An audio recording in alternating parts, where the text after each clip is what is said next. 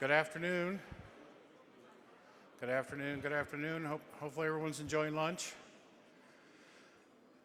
So I'm going to play a video for you now. Commissioner Carr from the FCC sends his regrets for not being able to be here in person. But as all good collaboration efforts go, I found somebody in Washington, D.C. to go interview him. So here is something I want you to think about while you're watching this video. I sent my own questions to this person, and like any good lawyer, he didn't use them because he thought his were superior. But I want to thank Steve Curran from Lerman Center for doing this. So please enjoy, and I'll be back up here to introduce our lunchtime keynote. Hello, my name is Steve Curran, and I'm an attorney at Lerman Center in Washington, D.C.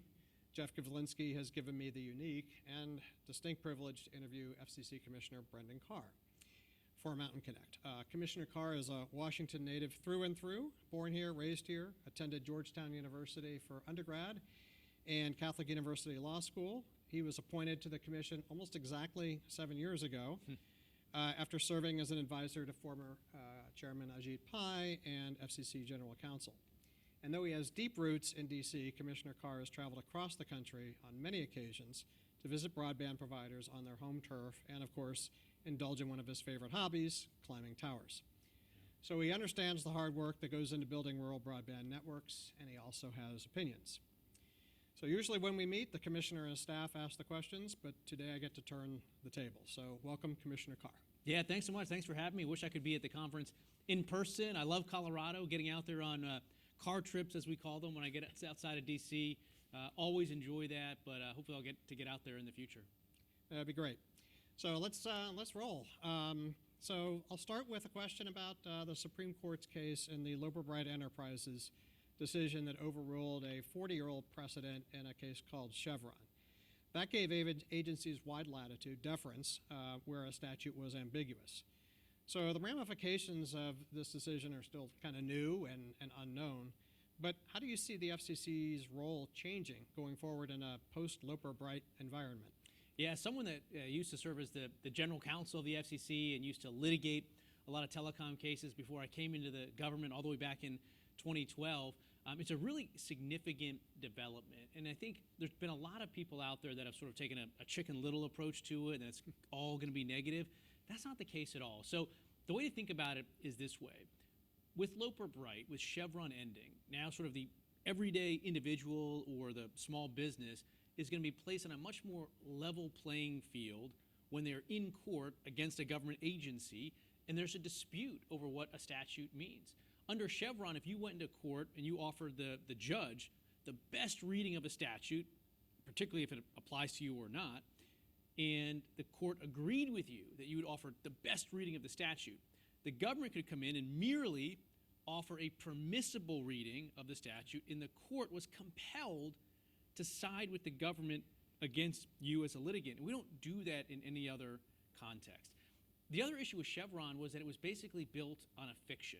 So whenever there's a statute that the FCC is administering, and it is vague or ambiguous as applied to a particular circumstance, Chevron required courts to read that vague or ambiguous statute as something other than that. It compelled them to read it as a delegation of authority to an agency to make a decision. And so overruling Chevron gets rid of that fiction, and it really is consistent with the framers' intent, which is we want Congress, the Article I legislators, to be making decisions. We don't want agencies to be doing it without clear direction from Congress. Now look, in the main, I think it's going to be a deregulatory decision. But to be clear, agencies got Chevron deference whether they were regulating or deregulating. I think in the main, agencies tended to engage in much more regulation. So I think on the whole, it'll be deregulatory in effect. But again, there may very well be positive deregulatory things that an agency would want to do that are going to be harder, I would say appropriately so, post-Chevron. So it is a new world, but I think in the main it's going to be a good thing. And again, re-empowers Congress, which are the ones that are supposed to be writing the laws. You think it makes Congress's job harder to write those laws because they have to be more specific, and the more specific you are, the more potential disagreement there might be? Well, some people say, shifting the balance back to Congress isn't a good thing because Congress is very dysfunctional right now. I have some personal experience with this Congress being dysfunctional, so I have some sympathy to it. But I would say part of why you see Congress not legislating is because of Chevron. So Congress can pass these vague laws, and they can wait until there's an aligned administration and get total victory on an issue through an agency. Now you can't do that anymore. And so I think now, hopefully, this pushes Congress back to legislating into doing so in a way that reflects compromise. I think that's actually, in the long run, going to be much better for the country. Well, we can only hope. Yeah. So let's turn to the Universal Service Fund. Still funds voice, places a lot of burdens on some industries and not others. Maybe it should be supported by contributions, maybe by appropriations, but we've seen what happens with appropriations with the demise of the Affordable Connectivity Program. So just curious about what your thoughts are generally about universal service reform, what we can do, appropriations, contributions, maybe a totally different model. There are bipartisan folks in Congress that are engaged on this, and I'm curious, as you probably are, as to what's going to come out, but what are your thoughts? Yeah, so I think everyone here is really well steeped in this, but universal service is a roughly $9 billion a year program that the FCC administers, and it supports everything from subsidies for rural internet builds to our existing low-income initiative and sort of a lot of things in between. The way it's funded is a line item charge on consumers' monthly telephone bills effectively. And the percentage of their bill that goes to this has been on a massively upward spiral. It's in excess of 30% right now. So it's really in sort of what I would view as a death spiral. I do think the FCC and Congress needs to step in because I think the USF program is a program worth fighting for. And I think this is one instance where I think passes prologue. When universal service first started in the late 1990s, the lion's share of that burden of the contribution was paid for by enterprises, businesses that really benefited from universal connectivity. And back then it was sort of traditional enterprise businesses that paid for it through long distance charges and fax lines. And if you flash forward to today, some of the businesses that benefit the most from universal broadband connectivity are large technology companies, Facebook and Google. And so I think we need to look to the past of the businesses that benefited the most, paying a fair share into the system. And again, I think that's Google and Facebook and other technology companies. There is some interest in Congress in looking at having these technology companies contribute. Maybe there's some of this the FCC could do on its own, but in the main, we need new legislation from Congress to enable us to have big tech contribute. I think that's how we stabilize the fund, ultimately lower the cost of the universal service contribution factor for end user consumers, and make sure that the whole system continues to make sense. Great. Okay, you've been outspoken about the BEAD program, and there are a lot of folks at the conference who are supportive of BEAD and want to see it succeed in one form or another. So some of your criticisms have been the length of time it's taken to ramp up the program, the lack of technology neutrality. Those are two issues you've been critical of. Other people say that the checks and balances in the BEAD program are necessary given some of what is perceived to be defects in the RDOF program. And also the belief that fiber is future-proof. So what reforms would you make to the BEAD program to accelerate deployment and make efficient use of taxpayer dollars? Yeah, look, I think first and foremost, this is an initiative that is simply taking too long. When COVID-19 hit, there was this consolidation of opinion in DC, rightly so, that we needed to make a massive new investment in broadband infrastructure. Part of that resulted in the $42 billion BEAD program.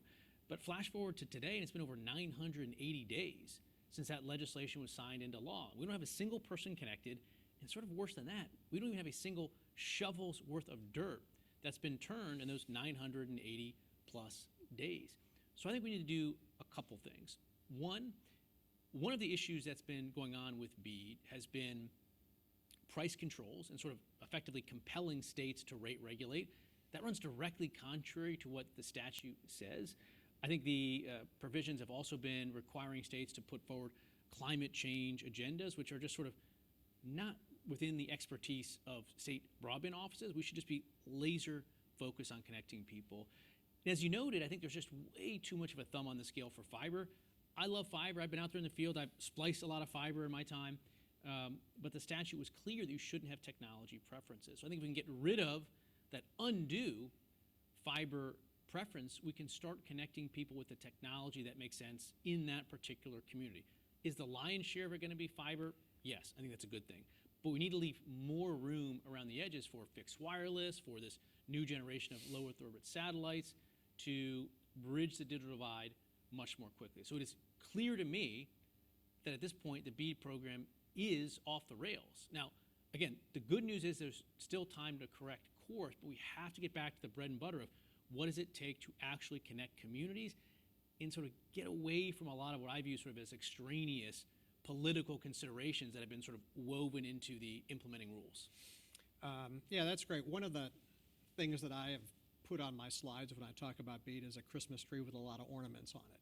Yeah. And you put a lot of ornaments on a tree and, you know, it lights up and it looks pretty, but ultimately, you know, maybe it falls over. And for some of the smaller providers who are used to serving these rural areas, that's a sign that maybe they shouldn't play, or that they can't play based on the rules, whether it's technology neutrality or a lack of technology neutrality, or just a lot of the other things that have been layered into what is not really a broadband program in my view, but a public works program.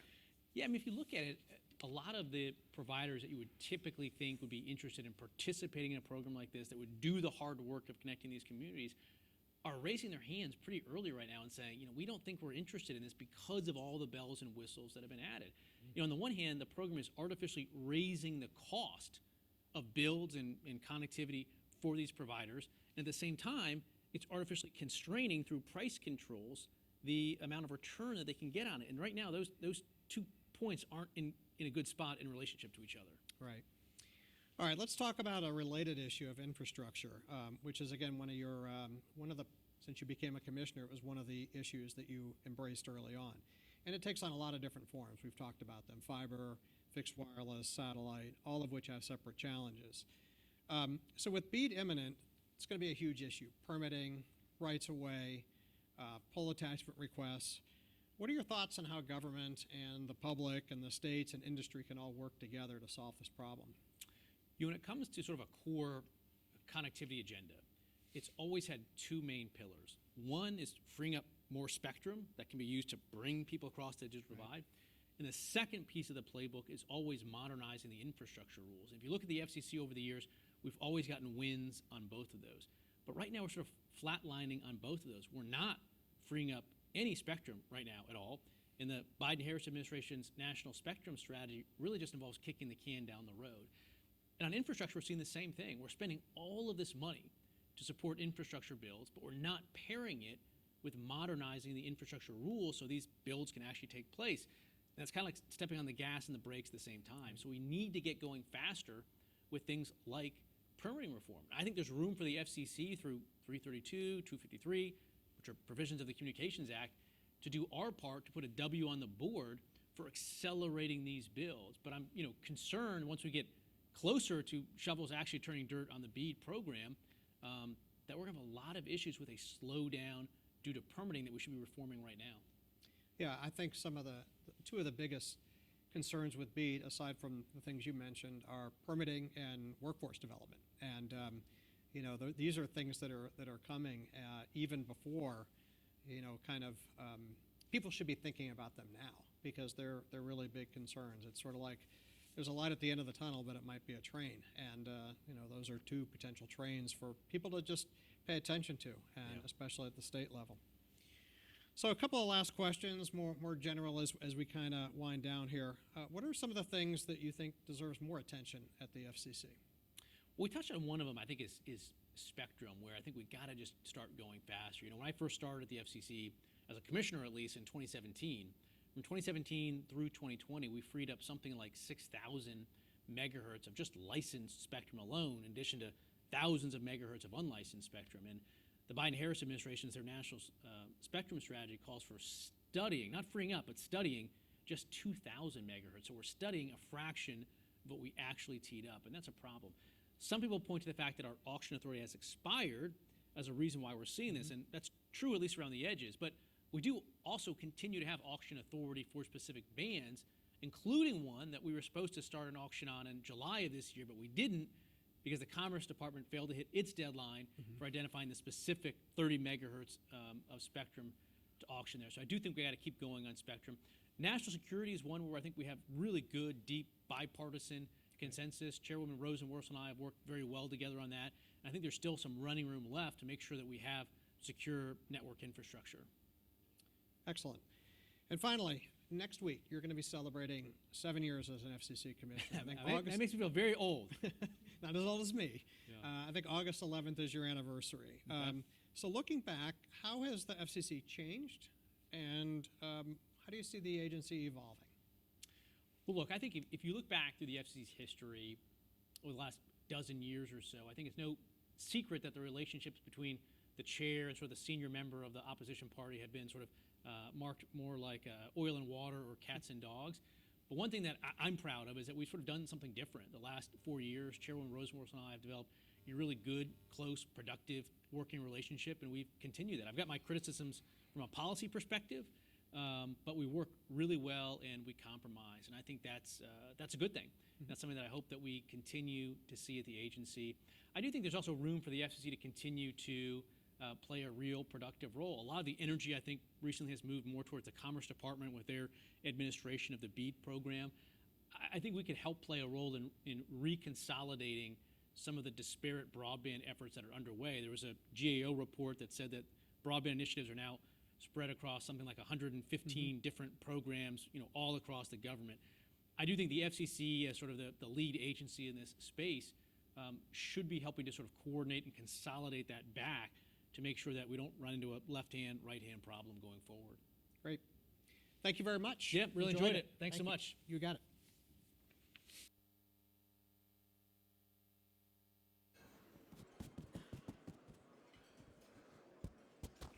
Am I on? Oh, I am.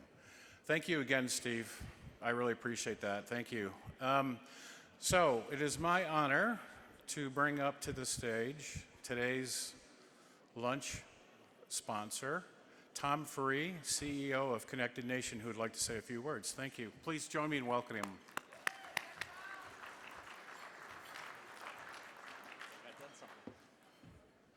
Well, thank you, Jeff. Ladies and gentlemen, I'm Tom Free, Connected Nation CEO and Chairman, and it is our distinct pleasure to be the sponsor, lunchtime sponsor today of your last free meal of the conference. But of course, there's no such thing as a free lunch. So we hope we've put together a really nice plenary session to help take us out today. Jeff, I wanted to say, first of all, congratulations to you again. Maybe another round for 10 years, Mountain Connect. Thank you. Thank you. Thinking about your history inspired me to think about ours, and we've had the distinct privilege for 23 years to be working at this. You'd think we'd have figured it out by now, but we learn something new every day, and it's been our distinct pleasure to work with many of you here in the room, and hopefully many more in the years to come. You have to go back a little bit longer than 10 years to start our story. Back to 2001, I think 200 kilobits was the definition. Our friends at the FCC defined broadband. We were probably at the dawning of the golden age of BlackBerry. iPhone hadn't been introduced yet. But yet, many of the challenges that confronted us then persist today. And I think it's important that we honor history here today, because knowing our history allows us to address the future. And so it's our distinct pleasure to be here today. And thank you all for your warm welcome. Thank you. Thank you, sir. Thank you. Thank you, Tom. So it's a real privilege to be up here sometimes, because I get to introduce some amazing people. And our next guest, who is going to moderate our lunchtime keynote, is no exception. But I want to read from his profile because I can't do it justice.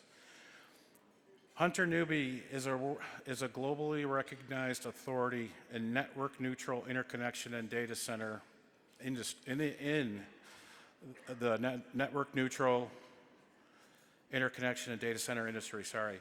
He has served on multiple company boards, is a published author, public speaker, and has been quoted in several publications, including the Wall Street Journal, the New York Times, and USA Today. He has also been the recipient of numerous awards, including being named the Global Telecoms Business Top 40 Under 40 in 2010. Wow, that was a long time ago. More than these accolades, he is a man of great integrity and a man who keeps his word.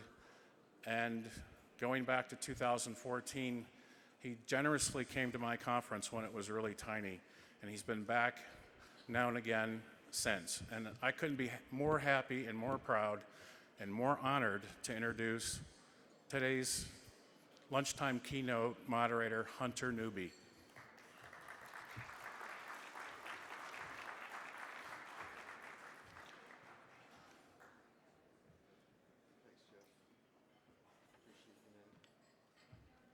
Okay, how's everybody doing? Rock and roll. Mountain Connect. All right, just gonna give a sec here. History's the future.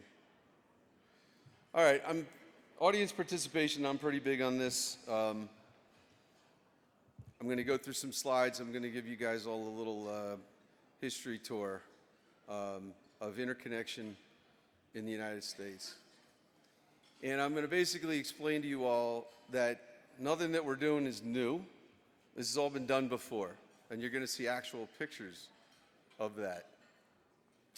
And in the spirit of the teacher's heart that I have, as Brent calls me, there's going to be audience participation in a little bit. I'm going to ask a couple questions and just ask for people to raise their hand, and you'll know when I ask the question as the prompt how to answer. So before I begin, I want to say thanks to Jeff. Thank you. It's great to be back. Yes, I was at the first Mountain Connect. I love Vail. I met many great people here. And I always told you that I'd be back to launch the national plan, and that's what I'm here to do. For distributed, what I called meet me rooms, now called internet exchange points, because quite frankly, everybody wants the internet. Nobody really understood what a meet me room was, except in carrier hotels. I'll get into that. But I didn't come back alone. I've come back with friends. So I've come back with Connected Nation, who's my joint venture partner in Connected Nation Internet Exchange Points, Tom Ferry, and colleagues, Brent, Tom Cox, Jessica, Chris, Heather. But also, we've brought our partner, Wichita State University, Tanya Witherspoon, with us. Rural America Heartland is in the house, and you're going to hear from both of them after myself to explain why Connected Nation partnered with me to bring distributed neutral interconnection to America, and then why Wichita State partnered with us to launch this on their campus, and why that is so impactful and profound. Okay, show of hands. Who has ever heard of the public switch telephone network? Only half the room. Do you know this is a broadband conference? All right. I know y'all are eating, so I'm not going to bother you. So the two key elements of the public switch telephone network were the copper wires, yeah, and the brick buildings known as central offices, right? Okay. So in the network planning design phase, which came first? The location of the copper wires or the location of the brick building? Who thinks it was the copper wires? Raise your hand. Who thinks the wires were planned first? Raise your hand if you think the buildings were planned first. Ah, good. We have a smart group here. Why? Why was the building planned first? Location, location, location. Real estate. I'm in the real estate business. That's what I do. I came out at LDDS WorldCom, where I learned how not to do everything. If you did the exact opposite, you'd be wildly successful. The bane of the existence of 214 IXPs back then was provisioning. Nothing could get connected. It took months and years, and it cost a lot. So to eliminate that problem, I got IXPs to come into my room, yeah, at a building in New York City, the address 60 Hudson Street. And I got them to directly connect to each other with no local loops, no Legg. That invented or created, some people say I invented the meet me room business. I don't think so. I've definitely been probably the biggest champion of the term back in the day. But physical proximity between networks in a room in a building. The most important thing was the address. Everybody knew the address. Everyone in the whole world knew that address on the international wholesale side. But it's no different than identifying the location of the building in the town where all the networks have to go to meet. Okay? So that's what we're here to discuss today. So if anybody saw, all right, here's a question. Raise your hand. Did anyone see Doug Dawson's blog this morning? Who knows who Doug Dawson is? All right, cool. We had nothing to do with that. He wrote it completely on his own independently. But he spoke to a lot of the things that I'm about to speak to now, and I can clarify a couple of the points.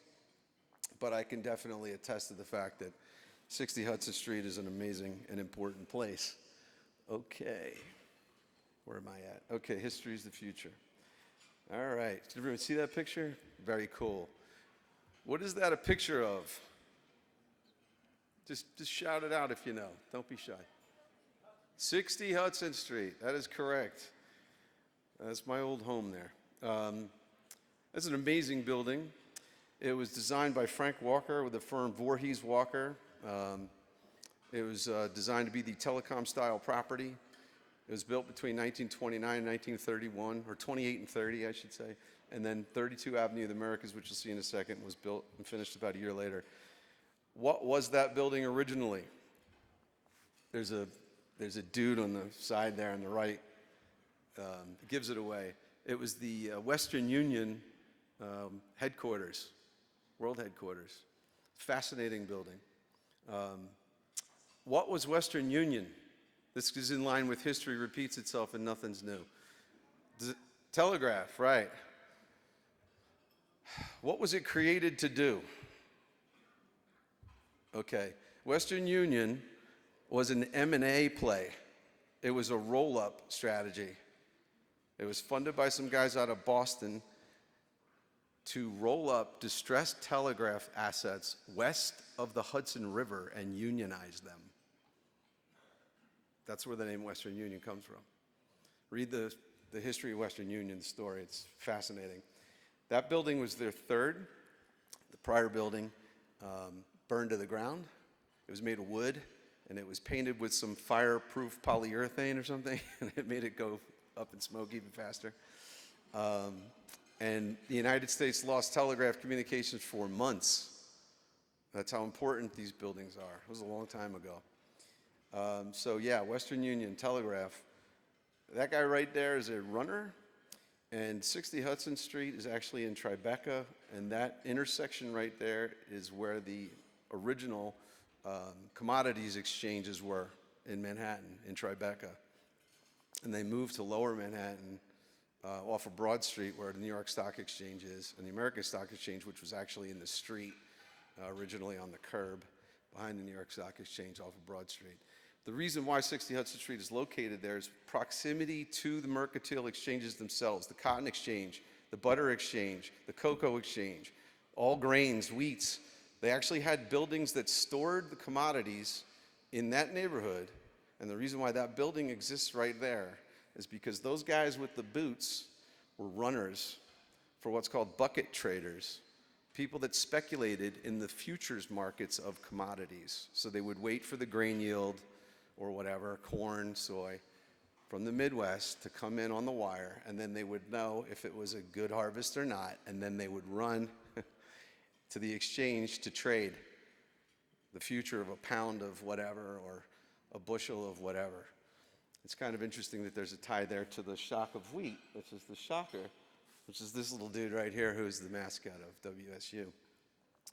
Okay, so everything has a place in history, a physical location, and a reason why it's there. So I just gave you a little bit of the taste of the background of that building. It's a 1 million square foot, wonderful Art Deco building, 19 shades of brick. And because of the fact that all the telegraph lines went there, the rights of way were established to bring that copper wire there. The single most important thing outside of the building itself and the land that it's on and the reason why it's there are the rights of way. Who controls the right? What does it cost, and how do you gain access to it? That's access. That is the problem. That's the problem with rural America. That's the problem with broadband and the lack of it, is that rural American cities lack that. A building that was built in the 20s in New York City. So it's about 100 years later, yeah, almost. We, CNIXP, are basically building a modular, smaller version of that to be distributed to cities like Wichita that don't have one. There's fiber in the street, but there's no neutral place for it to meet. That's it, fundamentally. Here's some pictures of the wonderful 60 Hudson Street. The glorious building that it is. Amazing vaulted ceilings, marble, just stunning. Yeah, today it's pretty much full of telecom networks, but there's a lot of other buildings now that are in the city or around it. For interconnection purposes, remember, I'm here to talk about network interconnection at the physical layer. We'll get into the OSI model in a second. But this is what was known as, and still is known as, a carrier hotel. It's just a term that means that there's carriers, i.e. telecom carriers, that all have their own rooms and suites and whatnot in the same building. It's not an actual hotel with beds, although there's a funny picture with some beds I'll show you in a second. I'll tell you what this isn't. It's not a data center. I don't use that term. Those words, data center, that phrase, that term, it's so overused and it has so many definitions that it effectively has none. It's almost like broadband. It depends on the state and the speed and what it is legislated to be. Broadband is very nebulous and amorphous. Everybody wants it faster and cheaper. That's the one thing that's the same, but the speed that it's defined as varies. Data centers could be single tenant, multi-tenant, enterprise, cloud, hyperscale. It could be a lot of things. They're mostly associated with power, and power density, and cooling. That's Carrier Hotel, and what I did back in the late 90s was created the first neutral meet point, which is basically a room on a floor in that building, for the carriers that were in different rooms on different floors in that building, which is 1 million square feet. It was big. I got them to build into my room for the purposes of me facilitating direct connections between and amongst them. They all came to that building because they knew the address, but what they didn't know until they got there was when they got into a room on a floor, they were the only network there most of the time. And it was hard to get around the rest of the building. That building has 1 foot thick floors and walls. There's another well-known building, 111 8th Avenue, which was ultimately bought by Google, but that was the old Cotton Exchange, and that building had 3 foot thick walls and floors. It's very hard to core drill. So I lived in there, from a business perspective. I was originally a 214. I arbitraged voice minutes, bought and sold international wholesale after I left WorldCom. And I was basically trading minutes in that building on the 23rd floor, and I needed to get connected to other IXCs. At the time, the little fledgling company that I was one of the founders of, called Telex, T-E-L-X, we were Quest's largest wholesale customer. It was originally LCI, and Quest acquired them. They were out of Dublin, Ohio, if anybody remembers that. And I couldn't get connected to Quest DMS 250 that was on the 20th floor, and I was on the 23rd floor because we needed to use a CLEC that was on the 3rd floor. And they couldn't turn up a circuit for a year. It was crazy back then in the 90s, late 90s CLEC days. So I went out to meet Quest in Dublin, and I whiteboarded for them and their 15 engineers how to build a direct interconnection from their room on the 20th floor to mine on the 23rd, to pull fiber, to put a MUX in my room, and spin it all down from OC48s, DS3s to T1s. I know, yeah, I'm dating myself like you did, Jeff. Thanks for that 2010 reference. But then we could direct connect their switch to mine without a LEC. And I could turn circuits up in a day, and it cost me nothing incrementally. So I saved millions of dollars a year not having to buy 0-mile loops in that building between floors. And as soon as I realized that I wasn't the only carrier that needed to do that, I realized I should get out of the carrier business and get into the real estate business, to be the landlord of networks to facilitate their physical interconnection between and amongst each other, which is exactly what we did. So we exited the 214 business. We reorganized as the Telex Group Inc., which was basically a holding company. And I went about solving all physical air interconnection problems in that building. It's funny, I have a very old friend and customer here, Ed D'Agostino at DKIX, and I'm telling these stories, and he knows them firsthand because he was there then with MFN, AboveNet, and other carriers, ArbaNet, since those days. So anyway, it's the same exact concept, same principle. It's about physics, it's about proximity, it's about neutrality. Everything that I've been doing since the 90s in that building, which has already been there for, going on 100 years now. It's old hat to us in the big cities. We've been doing it for a long time. And when I met with Connected Nation back in 2017, roundabout, they hadn't heard of it. And then I realized that's what's wrong with rural broadband and why it can't be solved. How many hundreds of millions and billions of dollars have been allocated to try to solve this problem, but without something like that, you're never really going to be able to localize cloud content, gaming, AI, or whatever to the places where the people and eyeballs and machines are. They're always going to have to backhaul very far away to get to a place just like that. Okay, so there's the Western Union building, 60 Hudson, as I described, and then there's the AT&T building at 32 Avenue of the Americas. They were designed by the same guy, Frank Walker, at the same time, and they were connected underground with pneumatic tubes because everything was processed on paper back then. So what I like to say is, you're looking at Manhattan, by the way, this is Lower Manhattan, so basically Tribeca, Soho. The buildings are pretty close to each other, but not right next to each other. Imagine this. Telegraph messages get sent on copper wire, dot dash, so basically zeros and ones, to one of these two buildings. So Western Union rolled up a bunch of disparate, distressed telegraph networks, and AT&T basically did the same thing. And remember, that second T in AT&T to this day stands for telegraph. Most people forget that. Well, one network physically had to send messages to another. So if a message was originated on one network, but it was destined or bound for a Z-loc on the other network, it had to be sent between these two buildings. These two buildings predated the switch, the actual electrical device that could take two disparate copper networks and route traffic between them. So what they had to actually do was print the telegraph messages on paper, batch them, and send them via pneumatic tubes within those buildings, in the walls, in the shafts, up and down, and then across, underground, through pneumatic tubes, basically conduits, to route the messages from one building to the other building, and then people in the basements would receive them in different baskets and sort them to be sent on to pneumatic tube systems that would send them to different rooms and floors in the respective buildings.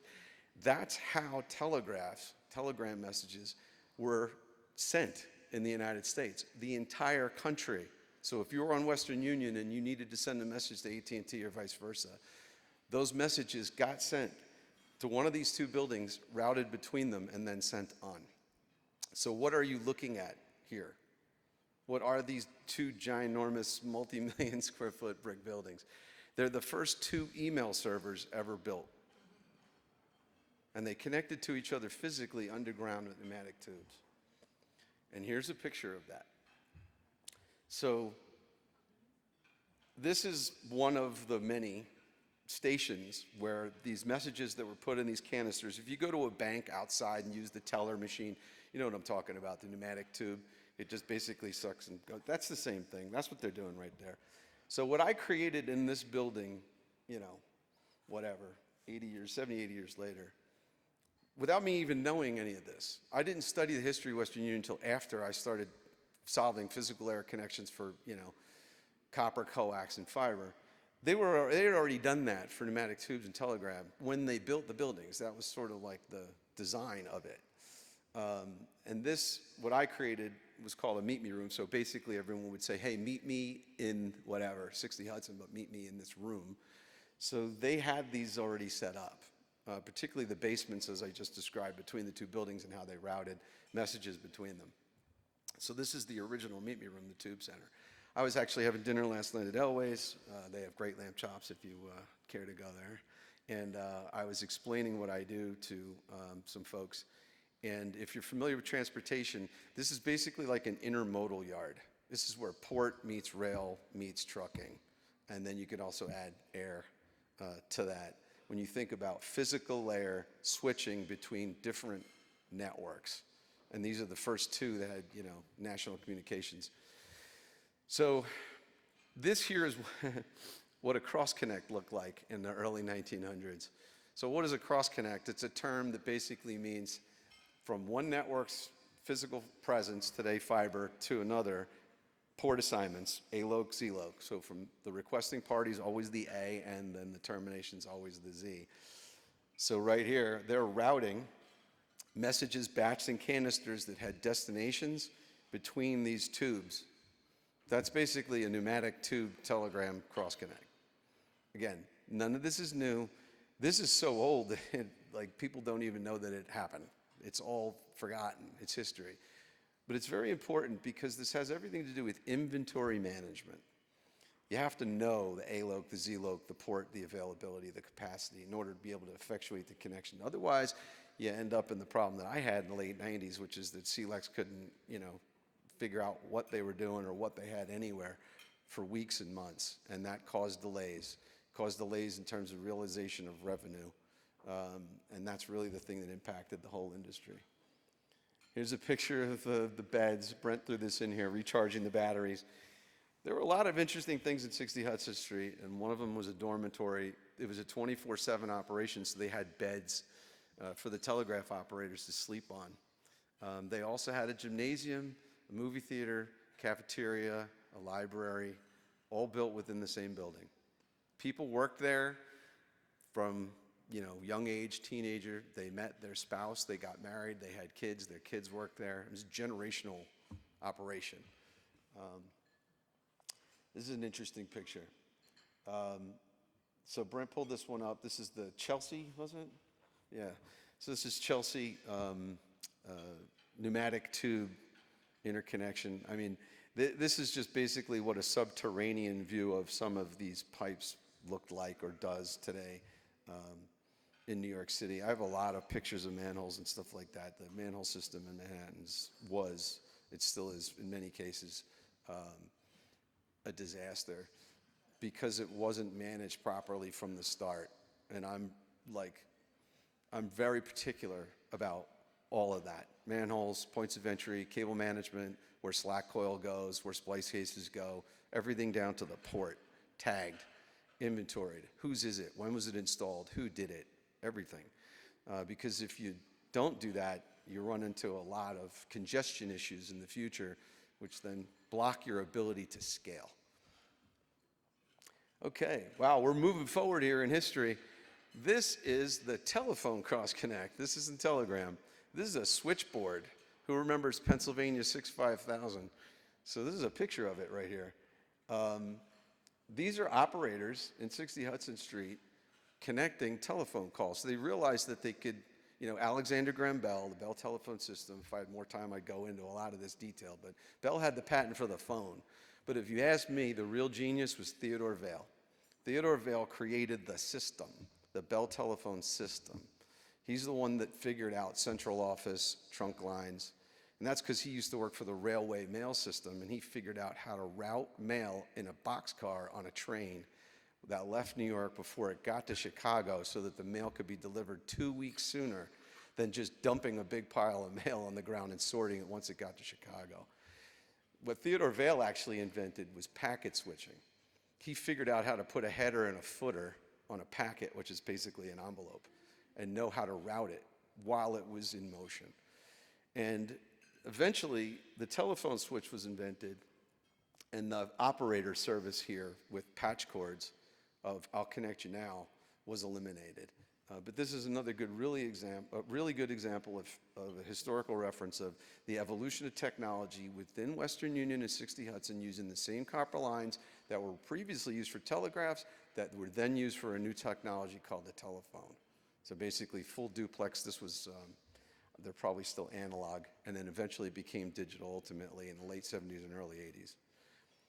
Okay, so now we're getting to some of the fun, juicy stuff. The picture on the right here, it's not actually the first, this is the third Meet Me area that I designed at 60 Hudson Street on the 9th floor. I put it behind glass. You could see the yellow fiber trough raceway above, and it's all lit up. And those open racks there served a purpose not only for fiber distribution panels, for demarcation points for the networks that were my tenants, but I also used that to highlight optical and electrical switching and stuff like that. It was a showcase.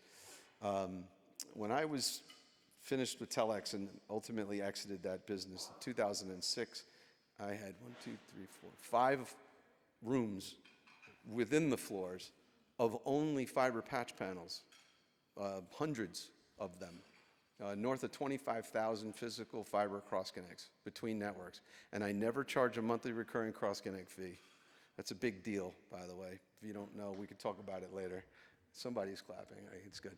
So the one on the other side there, the left, after I exited Telex, my friends and customers in New York asked me to come back and do it again. So fast forward, I bought 325 Hudson Street, up the street from 60, with a partner. And that's the Meet Me area I built on the 9th floor. So a Meet Me area is an area within the Meet Me room, which is just for passive physical fiber. Hopefully you could see some of the names on the panels there. Level 3 is one most of you probably remember. Verizon, you would know. Light Tower and others. It's neutral. Everyone's welcome. I don't deny anyone access. Everybody pays rent as long as it comes in on the first. Everything's okay. All right, so back to the raise your hand audience participation. Who here is familiar with the OSI model? Open Systems Interconnection Model. This is the holy grail. This is how all networks work. This is physics, okay? So there's 7 layers of the stack as per the OSI. Bottom layer is physical. Top layer is application. This is all. Now, all networks work, but in particular, this is what how IP networks or Internet Protocol or the Internet works by layer. Technically, IP is layer 3. That would be network.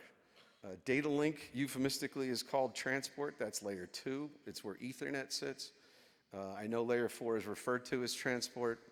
I know whatever, I didn't do that, but that was something that happened before me. But the physical layer is basically fiber and optics. Used to be sound and SDH, now it's all DWDM. CWDM, WDM, but wave division multiplexing light. But there is actually another layer of the OSI model. There are 8 layers. Layer 0, that will be real estate. And that's actually where I sit. I design and build layer 0.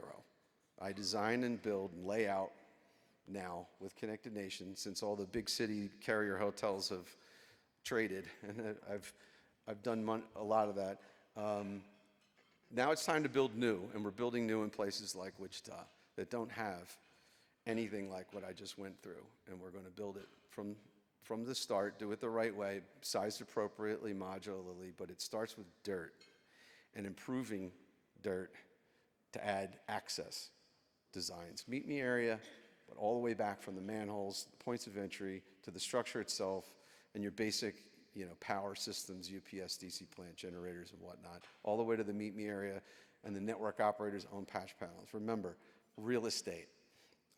These are called Internet Exchange Points. That's because we have a partnership with DKIX, which is the company that Ed's with, and Hector and Kelly. Hi, everybody. Yeah, and DKIX is the largest Internet Exchange operator in the world. They're based out of Frankfurt, Germany, but they're basically everywhere. And they're also now the largest Internet Exchange operator in New York, and that's largely thanks to that man sitting right there, Ed. That's quite a feat. Again, if I had more time, I'd go off on tangents on all this stuff, but we're bringing what already works in other cities to places where it doesn't exist to solve the problem, okay?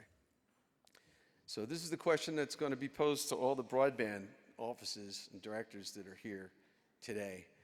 When you're thinking about BEAD and all the funding that's being allocated, okay, to solve this stated problem, the digital divide, the problem that Connected Nation has worked on for 24 years, are these in your plan? Manholes. There's a manhole in your plan? Does anybody know what a neutral manhole is? It's basically a manhole that's not run by a carrier. It's a very important element.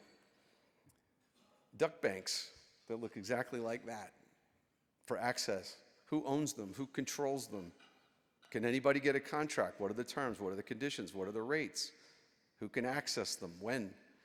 All these rights and rules and pricing and terms and conditions are very important, incredibly important. If you don't know, you need to, because you can't get access in thoroughfare unless this stuff is built and it's controlled by a neutral party. Otherwise, you're beholden to whoever owns and controls that. And they might not have the same interests that you do. Then that leads to the above ground stuff, neutral co-location, and ultimately the IX switch fabric, as I mentioned in Look Ed. You could tell Evo I threw a DKIX logo in there. Actually, Brent did. Okay. This is just another depiction of a Meet Me area. You can see the names of the networks. I don't know if you can actually see those, but they're big name networks that are, this is a picture from Phoenix, that are in the US that a lot of folks don't even know are here. And I was talking with Tanya about this earlier. Who's ever heard of Aurelion? Cool. NTT Global. All right, good. Hurricane Electric. All right, good. If you don't have those three networks in your city, you're not really the lowest cost per bit. Those networks basically drive the lowest cost per bit for V4, V6 transit and transport globally. And if you do have them, then you basically have what's equivalent to an international airport with routes to everywhere. These are some of the names that you should know about in terms of cloud and content. All these networks are connected into DKIX, and through DKIX you can get a VLAN in and out of them. And ultimately, the idea of the neutral real estate surrounding the switch fabric is to attract these networks to come and be proximate, physically locate. Over time, once they've met their certain thresholds for justification, they all have different ones. Netflix is different than Google, is different than AWS, is different than Meta, and so on.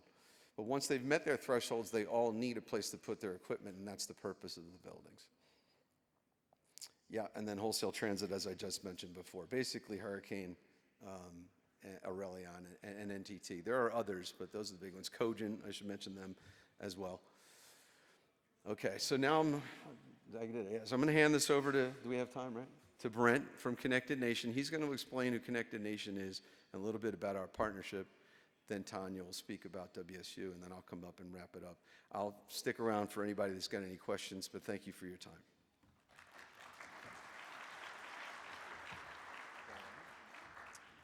Good afternoon, everyone. I'm Brent Legg. I'm the Executive Vice President of Government Affairs at Connected Nation. And as Hunter said, we have formed a joint venture that is 50% owned by Connected Nation, the nonprofit, and 50% owned by Hunter to go build these facilities in markets that do not have them across the U.S. So what is an Internet exchange point? Well, as Hunter has already described, Internet exchange points are Internet hubs. They are physical buildings that are neutral, where networks of all types come together and exchange traffic, from local Internet service providers to transport networks to Tier 1 carriers to cloud and content networks. They meet in these facilities in much the same way as they did in 60 Hudson Street, as Hunter described earlier. And if you don't have one of these Internet exchange points in your regional hub communities within your state, then those communities, and perhaps even your state, is fully dependent upon one of these buildings in another state. So there are, and I'll get to this in a second, there are literally 14 states that have no Internet exchange point at all, meaning that those states are fully dependent upon other states. So the more IXPs there are, the better the internet works. If you look at the density of internet exchange points in Europe as compared to the US, it's a night and day difference. And so as we think about the evolution of the internet in the US, we have to be thinking about how to make the quality of internet access better. And that's what IXPs do. So there are 57 existing metro areas in the US where IXPs are located. And Hunter actually has a map on his website that shows which states and which cities have them. If you look at Texas, and you look at California, and you look at New York, there are multiple IXP facilities in those states. But up until the project that we're commencing with Wichita State University, there's no such facility within the borders of Kansas. So the Kansas Broadband Office created a grant program to which we applied and received our first grant to build the first facility in Kansas. So, as I mentioned earlier, in communities without an IXP, that traffic is backhauled perhaps sometimes hundreds of miles away. And what that introduces, essentially, is additional latency to every connection that's originating from that location without an IXP, right? So the internet performance in a city like New York, or Atlanta, or Dallas, or Houston, or Seattle, is going to be a great deal better because the latency numbers between your local ISP network and the cloud and content companies like Apple and Amazon and Google is a lot lower because they have a physical presence in those IXP facilities in those major metro markets. So we have to be working together to do more to create IXPs in locations where they do not exist, and to ensure that they're carrier neutral. Level playing field for every network of all types. And as Hunter mentioned, because these facilities bring together multiple networks, like Hurricane Electric and Aurelion and NTT Data and Cogent and others, they become naturally a marketplace for wholesale competition. So it actually reduces the price that local internet service providers have to pay for access to the global internet routing table. And so this is another major benefit, reducing costs. So if we boil the three main benefits of creating more neutral IXP facilities in regional hub markets across the US, it comes down to latency reduction, cost reduction, and improved network resiliency, because you're creating naturally new network paths into and out of a hub community where that was never possible, because there was no airport hub, for instance, of networks in that community. So where do we want to go? We've identified, through a tremendous amount of due diligence, the locations across the US that warrant IXP development. So there are 125 cities on this map. It's possible that we could have missed something though, so if you're not on the map, please reach out to us and we'd like to talk to you. This is where we want to go. Now, not all of these dots are created equally.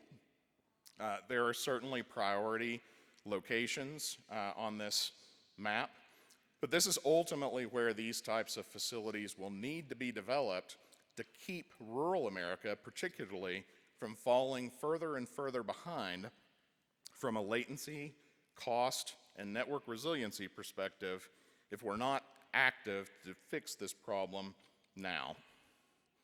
So this is what a modular IXP facility looks like.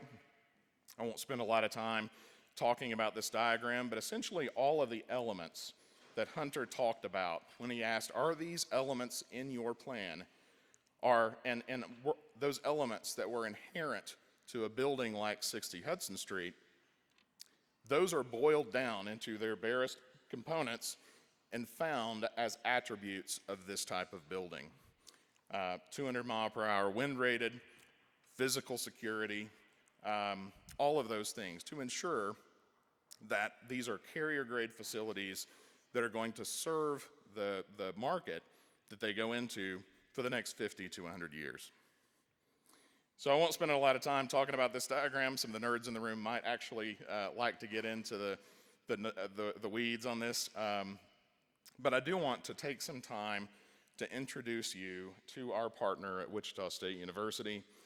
Tanya Witherspoon is the AVP for Industry Engagement and Applied Learning at Wichita State. And if you're not familiar with all the great things that are going on at Wichita State University, Tanya is going to talk about those, and how having an internet exchange point on campus changes the future ability of the university to even go higher and beyond where they are today. So, Tanya? Thank you very much, Brent and Hunter, for setting the stage. So you probably wonder, why is a university here? Why is somebody from academia even talking at a broadband conference? Well, because universities across the nation are all acting as anchor institutions that drive economic development and prosperity for their region. That's one of the biggest tenets of a public university. We build the workforce and we create the research and the innovation that drives that economic development. So that is, what Wichita State University does as well. We are very lucky in the state of Kansas that our state office of broadband recognized that and worked directly with the university, and Connected Nation to fund this internet exchange point on our campus. So if you are a broadband director and you haven't reached out to the universities in your state, I challenge you to do that. The internet started, ARPANET, with government and universities. Okay? That's the history, if we're going to talk history.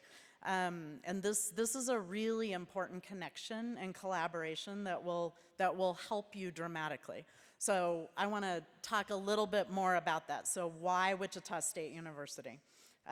Why are we doing it here? Wichita State University is located in Wichita, Kansas. We're a small little city, but we're the largest city in the state of Kansas. And we have quite a bit of industry. In our city, some of the Wichitans that come from Wichita are Clyde Cessna, who built Cessna aircraft in Wichita, Walter Beach, who built Beechcraft, Bill Lear, who built Learjet. Okay, so we have a large footprint of aerospace manufacturing in Wichita.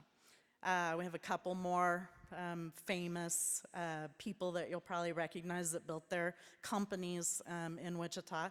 Fred Koch, who started Koch Industries, a Wichitan, and then raised his family. Charles and David and Bill Koch there in Wichita. Charles Koch still overseeing Koch Industries. That is a large company in our city, driving oil, gas. Cargill's protein headquarters is in Wichita, Kansas, driving ag. And so we've got manufacturing, we've got a lot of energy, oil and gas, we've got a lot of ag.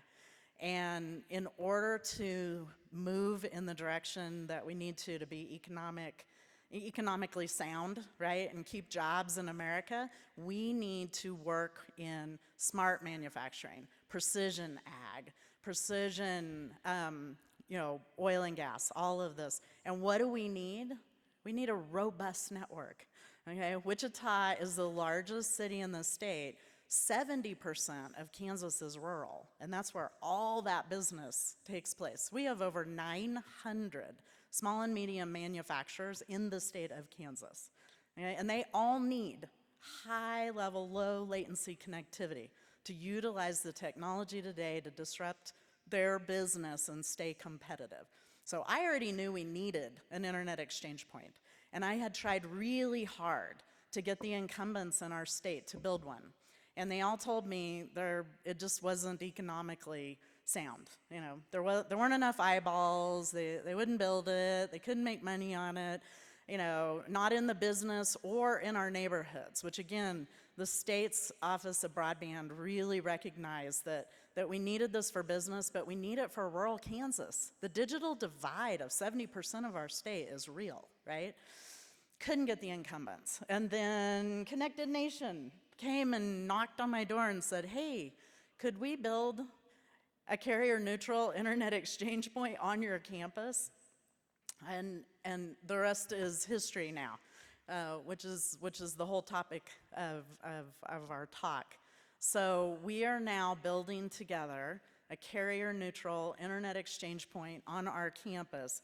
And so in addition to all the companies I just talked about, what Connected Nation came to me and said is, this makes economic sense because you have captured eyeballs. You have 20,000 students that are on your 1 acre campus, okay? And every one of those students, we plan for 4 devices. They bring their phone, their tablet, their computer, and their gaming system. Okay, so they drive a lot of traffic. Then at our classrooms, our research labs, our athletics, all of the other things. So we are a huge captured audience, and Connected Nation realized that. And they said, this is gonna make sense. Then in addition to the business in Wichita, the university's captured eyeballs, we also have an innovation campus. This is Wichita State University. Right in the middle of Wichita, Kansas, we're an urban serving public university. Half of our land was always meant for expansion of the university, but we held the land, the value of the land, by building an 18-hole golf course. So for 75 years, we had an 18-hole golf course as part of our land. And 10 years ago, we shut it down. It was my dad's golf course, so this was a big deal to the city. But we shut it down and we said, we're gonna invite industry onto our campus to drive economic development and prosperity for our region. And we have now filled this innovation campus up. So we've got, this is a picture of Airbus's North American headquarters. That's on our campus. Their corporate office is in Toulouse, France, and they have no way to peer, okay? You wanna know how they move data back to their corporate office? They put hard drives on a plane and they fly them there, okay? They do make planes, they have a lot of them, but still, that's how they peer right now. And with this new internet exchange point, they're gonna have a much better way, right, to peer. This is NetApp. NetApp has a large storage engineering division and data center. They have no way to peer, okay? They have a 24/7 customer support center in that building, no way to peer. This is Deloitte's Smart Factory. They work on smart manufacturing in the state of Kansas and the nation. No way to peer. They've got 15 partners in their building, Siemens, Infor, AWS, Dragos, Cisco, you name it. No way to peer from this place. This is Textron Aviation that bought Cessna and Beechcraft. This is their R&D facility. We have another facility just on the other corner for Spirit Aerosystems.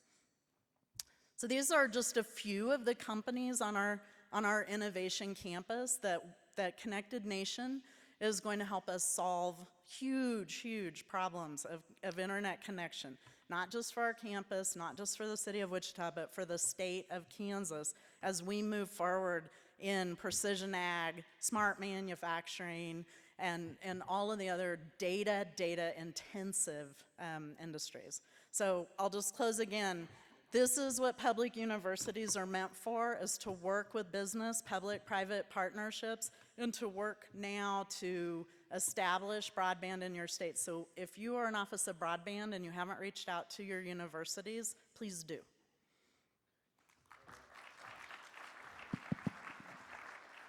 Hey, Jeff, how are we doing on time? We got 5 minutes? 2? 5 minutes, make it quick. Okay. Thank you, Tanya. Thank you, Brent. Thank you, everyone. And I'd also like to say a special thanks to Jade, the former Kansas broadband director.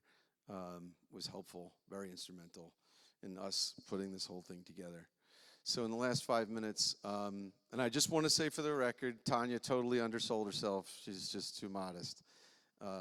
It was incredible to go, and thanks to Brent, to go visit Wichita State. I didn't know, I'd never been to Wichita. I'm very familiar with Kansas. I used to own 1102 Grand in Kansas City on the Missouri side. A lot of people think, oh, it's Kansas City, it's in Kansas, it's in a different state. But I'm familiar with Kansas. I had a lot of customers from there, a lot of guys that work for me. They lived in Olathe and Overland Park and whatnot. But I had never been to Wichita. When I went out there, I was totally blown away. I didn't know where I was. I wasn't sure if I was on a college campus or if I was in a city that had a college in it. Because as you drive around, you see all these buildings and you see Airbus and whatever, Deloitte. I'm like, I didn't know. And it's amazing, Tanya, what you've been able to do to get everybody to come together there, and then to put together the meetings for us to meet with all these CIOs and VPs of IT that are running amazing programs. Just one, NIAR, National Institute of Aviation Research, which is part of WSU, does many things with DoD and the military. Right now they're scanning the B-1 for the Air Force. They have 4 of them. They're scanning every single part to the bolt so that they could 3D print any part of a B-1 and repair it anywhere in the world. Every scan is a gig. They have tens and tens of thousands of scans. They can't move them between the different departments and offices. They have to put them on thumb drives and walk them across the street to each other. And the thing that blew them away when we gave our presentation about what we're going to do, that they were so impressed by, was they said, are you going to be able to fix our email problem? Because they have a rate limit of 25 meg to send email because of the ISPs that backhaul it to 1102 grand. And I said, yeah, we'll take care of your email problem. They were like, oh my God, you know. So it's amazing, the history, night and day. It's what works already in certain places. Other people haven't even really heard of it. But I'll stop. I'm just curious. We're going to open it up for questions. I would love to have questions from anybody about any part of this, the history part, what we're doing currently, the future. Don't be shy. I'll pick on you. Raise your hand. Does anybody, everyone knows everything that we're doing. They get it? Raise your hand if you think this makes sense. See, there you go. So maybe they do. There aren't any questions. Maybe I should be asking them questions. Very quick question, if I may, please. Regarding history, is it true that Al Gore invented the internet? You know, it's funny that you asked that question, because sometimes when you don't regulate something, you let it live and breathe, and it comes to life. And that's kind of how he took credit for creating the internet, by not killing it, right? But that's an interesting point, because there's all this broadband money out there to solve this very problem. And I've been doing this already for 25 years in cities like New York and whatnot. Kansas City, not far from Wichita, but it's like night and day. And Connected Nation's been working on this for their entire existence. I mean, the average tenure of the people there is 15 years or so. Brent's been there longer. Tom, they've committed their careers to this. We need help. You know, we want to work with the willing. Not talking about anything that's black magic or voodoo or not true. This is all very real. And we want to bring it to the states that don't have it and to the cities that don't have it. It's just that simple. So apply for the funds to build fiber in your state. You know the DMARC is the home or wherever you're going, but you should add a new DMARC in your state, the internet exchange. You need to have an internet exchange point in your state. And if you have one, you're going to want 2 real soon. And some states have more than others, but even states that have a lot, like Texas, they're only concentrated in a handful of cities. There are a lot of cities in Texas that don't have one at all. So there's still a lot of work to be done, even in states that have them. But thank you for the question. Anyone else? Probably got time for one more. Bueller, anyone? Anyone? Okay, well, thank you all very much for your time. Thanks, Jeff.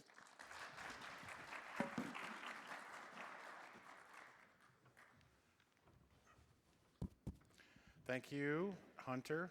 Thank you, Brent. Thank you, Tanya. Very important topic. I'm glad we were able to have this conversation here today. I hope you will consider what you learned here today from these fine folks. We now have our afternoon session starting, and we have an amazing and spirited debate coming up at the end. So we have one more session in here, and then I will close out the conference. Thank you.